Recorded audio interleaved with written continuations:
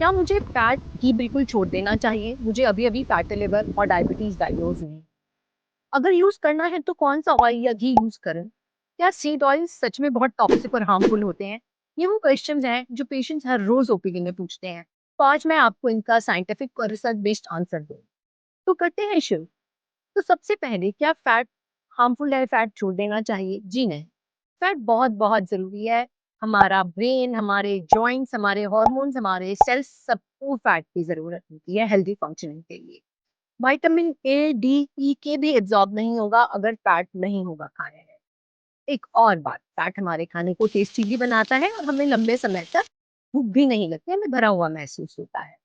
Problem है refined carbs and sugar की। तो अगर आप फैट छोड़ के चाय और 2 बिस्किट खा रहे हैं या रोटी खा रहे हैं पर बिना घी के, नान खा रहे हैं बिना बटर के, तो आप बहुत बड़ी गलती कर रहे हैं।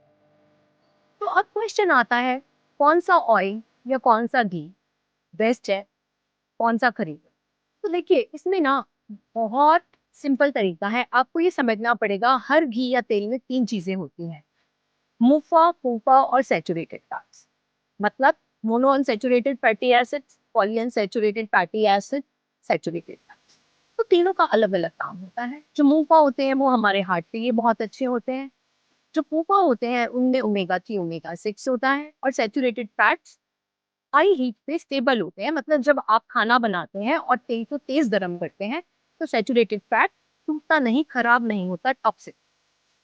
तो अब आइडियली जिस तेल में इन चीज़ों का करेक्ट कॉम्बिनेशन है, हमें वो लेना चाहिए। तो इंडियन किचन के लिए ना इन सब चीज़ों के हिसाब से सबसे बेस्ट ऑयल जो बनता है, वो बनता है मस्टर्ड ऑयल। इसमें मुफ़ा भी अच्छी मात्रा में है और जो इसके अंदर पॉलीअनसैचुरेटेड फैटी एसिड्स हैं, इसमें ना ओमेगा 3 और ओमेगा 6 का रेशियो बहुत अच्छा है। यूजुअली रिफाइंड ऑयल्स का सबसे बड़ा प्रॉब्लम ये होता है कि उनमें ओमेगा 6 बहुत ज़्यादा होता है और ओमेगा 3 बिल्कुल ही नहीं होता। तो मस्टर्ड ऑयल में वो भी अच्छा है और ये हाई हीट पे स्टेबल भी रहता है और खराब भी नहीं होता। तो मस्टर्ड ऑयल हम कह सकते हैं कि हम अपनी डेली कुकिंग के लिए जिसमें हमें तड़का लगाना है, सब्ज़ी बनानी है और अगर डीप फ्राई करना है तो उसके लिए भी यूज़ कर सकते हैं। दूसरा ऑयल जो कि काफ़ी अच्छा है वो है ग्राउंडनट ऑयल, मूँगफली का तेल। मूँगफली के तेल में काफ़ी अच्छे सैचुरेटेड फैट्स होते हैं। इसका हीट स्टेबिलिटी बहुत अच्छी है, हाई स्मोकिंग पॉइंट है, जल्दी खराब नहीं होता गर्म तेज़ टेम्परेचर से। दूसरी एक और बात, इसके अंदर भी मोनोअनसैचुरेटेड फैटी एसिड्स हैं, पर हाँ, इसका एक इश्यू है, इसमें ना ओमेगा 6 बहुत ज़्यादा है और ओमेगा 3 कम। अब मैं बात करती हूँ कोकोनट ऑयल की। तो कोकोनट ऑयल भी बहुत बेहतरीन होता है, पर इसमें सैचुरेटेड फैट बहुत ज़्यादा होते हैं और ये भी हाई हीट पे बहुत ज़्यादा स्टेबल होता है। तो इसको भी यूज़ किया जा सकता है, पर क्योंकि सैचुरेटेड फैट बहुत ज़्यादा है, इसका हमें अमाउंट बहुत देख के यूज़ करना चाहिए। तो अब आते हैं हम सबके जो फेवरेट है, देसी घी। तो देखिए देसी घी ना एक खाना ही है, ना ही तो ये कोई मैजिकल फूड है और ना ही ये पॉइज़न है। देसी घी में बहुत ज़्यादा सैचुरेटेड फैट होता है, पर ये इंडियन कुकिंग के लिए काफ़ी अच्छी ऑप्शन होती है, क्योंकि ये ना हाई टेम्परेचर पे बहुत ज़्यादा स्टेबल रहता है। तो अगर आपको कभी-कभी डीप फ्राइंग करनी है, ओकेजनली फेस्टिवल पे, किसी के बर्थडे पे, तो हाँ, देसी घी एक बहुत अच्छी ऑप्शन है। एक और क्वेश्चन जो आता है, वो आता है ऑलिव ऑयल के बारे में। तो देखो जो ना एक्स्ट्रा वर्जिन ऑलिव ऑयल होता है ना, उसका ना स्मोक पॉइंट अच्छा नहीं होता, उसका फैटी एसिड कंपोज़िशन बहुत अच्छा है, पर हम उसको हाई टेम्परेचर पे यूज़ नहीं कर सकते। तो आप उसको ना सब्जियाँ बनाना, तड़का लगाना या फ्राई करने के लिए कभी भी यूज़ मत कीजिए। और ये एक्सीलेंट है सैलेड की ड्रेसिंग के लिए या आपको जब वेजिटेबल्स को सिर्फ हल्का-सा सौटे करना है, तो तब हमारी ये ऑलिव ऑयल बहुत अच्छी ऑप्शन होता है।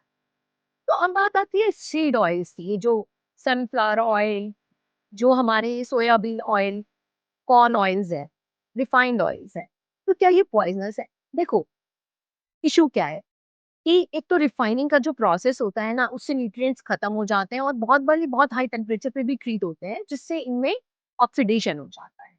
दूसरा इश्यू ये है कि जो ये रिफाइंड ऑयल्स हैं, इनमें ओमेगा 3 ना के बराबर होता है और ओमेगा 6 बहुत ज़्यादा होता है। प्रॉब्लम क्या है? हमें ना ओमेगा 3 और ओमेगा 6 दोनों ही चाहिए अपनी डाइट में। पर जो हम आज के डेट में इंडिया में खाना खा रहे हैं, जिसमें इतना प्रोसेस्ड फूड है, हम बाहर का खाना, जंक फूड खाते हैं, उसमें ना ओमेगा 6 ऑलरेडी बहुत ज़्यादा है, क्योंकि सारी फूड इंडस्ट्री बाहर ओमेगा 6 ही यूज कर रही है, रिफाइंड ऑयल्स ही यूज कर रही है, तो ओमेगा 3 की कमी हो जाती है। जब ओमेगा 6 बहुत ज़्यादा हो जाता है और ओमेगा 3 बहुत कम हो जाता है, तो हमारी बॉडी में ना इन्फ्लेमेशन पैदा होनी चालू हो जाती है, इन्फ्लेमेटरी एनवायरनमेंट पैदा हो जाता है। तो यही प्रॉब्लम होती है seed oils. Otherwise seed oils अपने आप में टॉक्सिक नहीं है। एक और प्रॉब्लम है, सीड ऑयल्स को अगर लंबे समय तक रखा जाए और एक ठंडे टेम्परेचर पे ना रख के, जहाँ पर गर्मी ज़्यादा है वहाँ स्टोर किया जाए, तो इनमें ऑक्सीडेशन हो जाती है, ये खराब हो जाता है। अब मैं आपको कुछ टेक होम मैसेजेस बताऊँगी। तो सबसे इम्पोर्टेंट बात ये है कि कोई भी ऑयल मैजिकल नहीं होता। आपको किस पर्पस के लिए यूज़ करना है, ये डिसाइड करेगा आप कौन-सा ऑयल यूज़ करें। एंड कोशिश करें ऑयल चेंज करें, क्योंकि डिफरेंट ऑयल के डिफरेंट बेनिफिट्स होते हैं। 3-4 महीने में ऑयल को बदल लें। और एक और बात, कभी भी ऑयल को रीहीट ना करें। देखिए बहुत मुश्किल होता है तेल को फेंकना। आपने एक बार पकौड़े बनाए और बचे हुए तेल को फेंकने में बहुत दर्द होता है।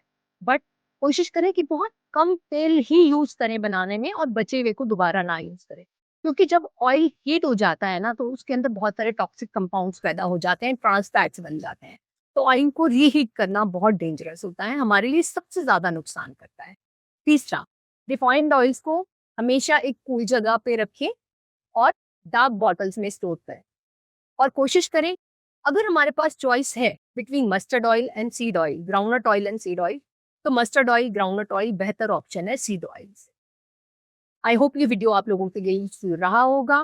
प्लीज इसे शेयर कीजिए सबके साथ, ताकि ये सबको काम आ सके, एंड चैनल को सब्सक्राइब। मिलते हैं नेक्स्ट वीडियो।